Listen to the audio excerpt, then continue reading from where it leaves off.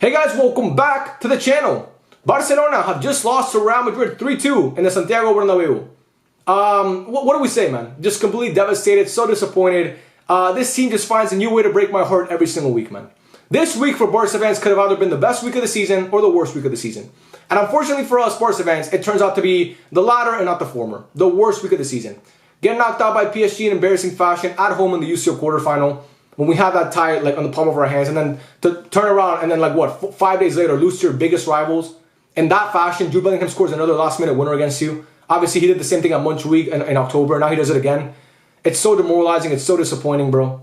When it rains, it pours with Barcelona. You cannot. We were peaking. We're doing so well, man. I thought we were peaking at the right time. And then these last two games just completely shit. It ended the season. Two games can just end your season that quickly. Obviously, PSG knocked us out of the UCL, and Real Madrid just knocked us out of La Liga. Obviously, you don't get knocked out of a league title, but it's done, bro. It's done. Even if Barca won or tied this game, it was going to be a tall task to catch up against Real Madrid because, again, like I mentioned in my preview, this team does not lose. They've lost 2 games this whole year. But now that you lose and you're 12 points back with 6 games to go, it's over, man. It is over. It is over, bro.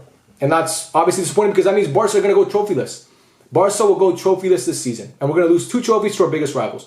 They beat us in the Spanish Super Cup final, and they beat us today for the league. I don't know what to say, man. I think Barca today didn't play their worst game. I don't think they played their best game. I think Barca was still average. I think that was an average Barca performance. And people are going to blame the refs. The refs had nothing to do with this loss. Nothing to do with this loss. This was not the referee's fault. Let's start off with the Lucas Vázquez penalty. There's contact there, guys. Let's be honest here. I'm the biggest Barca fan you'll find, and I'm not a big fan of Real Madrid. You guys obviously know that. I think the refs do favor them a lot, especially in that stadium. But today, that wasn't the case. Is it the clearest penalty ever? No, but it's also not a dive. I mean, Cubarsí makes contact with him. You know who's at fault for that fucking goal? Cancelo. Cancelo's at fault for that because he doesn't get positioning. He tries to body Lucas Vázquez over the ball, and he just completely, he just slips him. He leaves the team so vulnerable. So that's Cancelo's fault. I'm not blaming the ref for that. I'm blaming Joao Cancelo, and we'll get to him a little bit later on in this video because he was dreadful. But again, that was there. And then the goal line thing, obviously La Liga doesn't have goal line tech because the fucking president, Javier Tebas, refuses to pay for goal line tech despite the fact that La Liga is one of the highest grossing leagues in the world. He doesn't pay for goal line tech. But still, I think VAR has good enough angles to where they decided that's not a goal. They just didn't think it was a goal. And after that, I don't think Lamine Yamal was I don't think that was a penalty from Camavinga to Lamine Yamal. I think Lamine dives. Obviously, I saw it on the replay. I don't think the referee was at fault today, bro. I think Barca just can't. Barca don't have the mentality to lose a game against PSG and then go into the Bernabeu and win a game. And we saw it today because obviously we lost. Like I said, I think Barca played average. I think Barca had a few stand-up performers. I think Lamine Yamal was fantastic. The fact that that kid's 16 years old and goes into the Bernabeu and had Camavinga and Rudiger on skates, something that Erling Haaland couldn't even do, is fucking impressive to me. I love Lamine Yamal. And that game showed me everything I need to know about his character and the type of player he's going to be. Because to walk into that stadium and to do it in that stage, that's Messi-esque, bro. It's Messi-esque. So, again, super excited for Lamine Yamal and what's to come with him because the kid is insane, generational, in my opinion. And we saw it again today. I thought Koundé was class today. I thought Koundé was really, really good. Continues to be one of our best defenders over the past, couple months. He's been amazing. And today, I think he dealt with Vini really well. I thought Ter Stegen made a couple good saves. I thought Ter Stegen should have saved that penalty, though. I think that penalty was savable. The penalty from Vini, that was definitely savable from Ter Stegen. But again, he doesn't save it, so, it happens. Penalties are like that. You're not going to save all of them. But again, I would have loved to see him save that one because, again, I don't think it was that hard to save. And yeah, man, I think Joao Felix looked good when he came off the bench. I thought Pedri changed the game Pedri just drastically changed the game when he came off the bench. He just looked so good. I thought Christensen obviously got his goal, came off at halftime, but I thought Christensen looked good when he played. Barca obviously lose Frenkie de Jong. That's another disappointing blow. That could have been the last game we saw from Frenkie de Jong wearing a Barca shirt, honestly, because I don't know if Frenkie's going to be with the team in the summer because of his wages and the price that Barca could get for him. But again, that's the history with Frenkie de Jong. Sorry. A lot of injuries, and we saw it again today. I wish him a speedy recovery. I wouldn't rush him back this year because, again, like I said, we have nothing to play for. There's no league title to play for. There's no Copa del Rey title to play for. There's no UCL to play for. So, again, I would just set Frenkie de Jong for the rest of the year and just let him rest and get ready for the Euros with the Netherlands because obviously he's going to need that. And yeah, that brings me to Joao Cancelo. Oh, by the way, Lewandowski was utter shit today, and I'm really happy that Xavi took him off. I don't care about the result. Xavi, congrats to you, man. You earn my respect today. I don't think you care about my respect, nor should you, because I'm just some random guy on YouTube, sorry. But you earn my respect today taking off Lewandowski because he was so subpar today.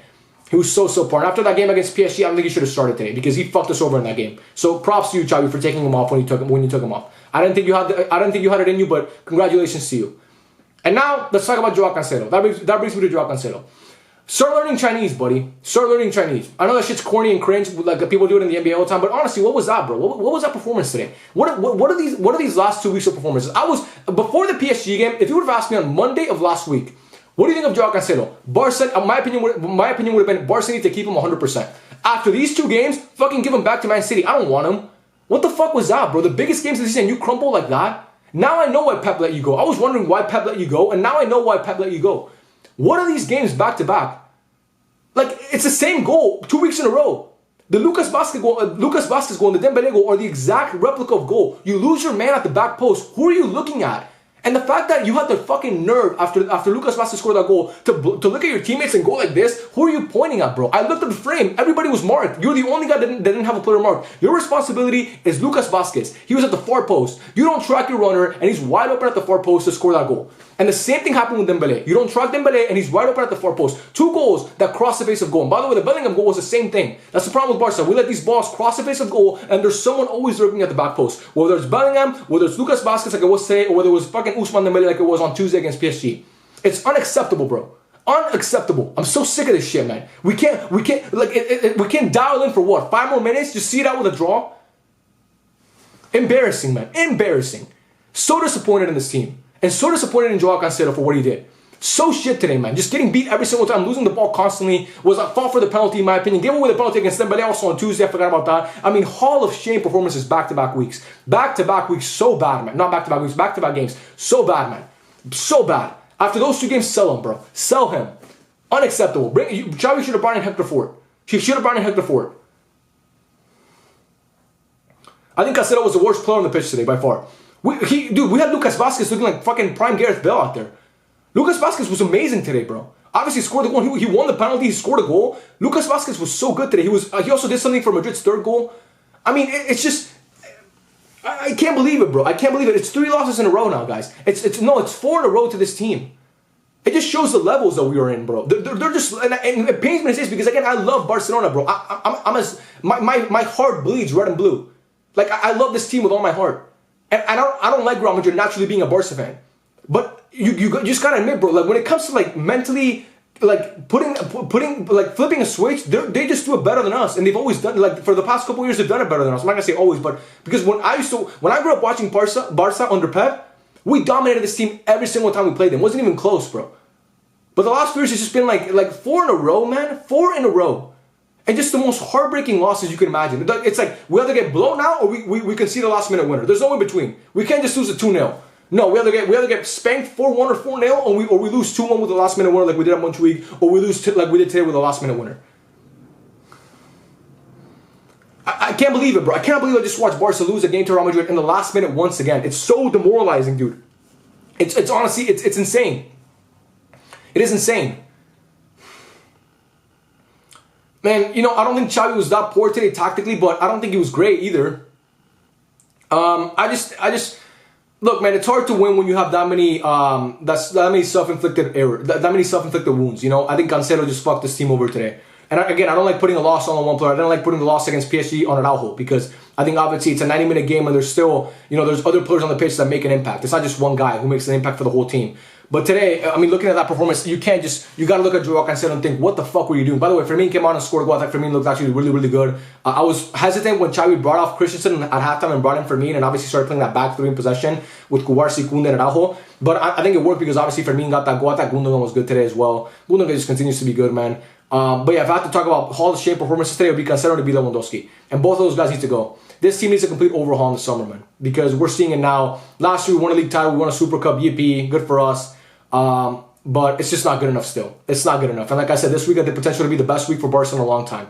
And it turns out to be the worst week. This is my worst case scenario coming into this week. I really believe, like on Sunday of last week, I thought, if you would asked me at this same time last week, I would have said, Barca are going to go through in the UCL and we're going to beat Real Madrid. We're going to carry that momentum over. And by the way, like I said, this team just played 120 minutes in England on Wednesday. We played 90 minutes in Spain on Tuesday, and they still came out and won. We had the rest advantage, we had less injuries, and they still came out and won. They're still missing their goalkeeper, Militao barely played.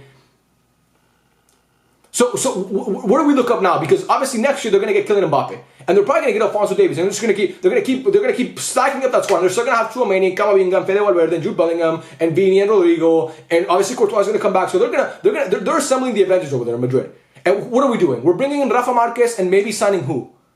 Who are we signing to compete with this shit? How do we justify that we're going to be on that we're actually going to contend for league titles with this team in the future? Because like I said, they're going to go out and get the best player in the world. And once Ancelotti leaves, guess what? They're not going to go out and get the Real Madrid Castilla manager, whatever the fuck that team's called, the Real Madrid B manager. They're going to go out and get the best guy on the market. Maybe it's going to be Xabi Alonso, who knows?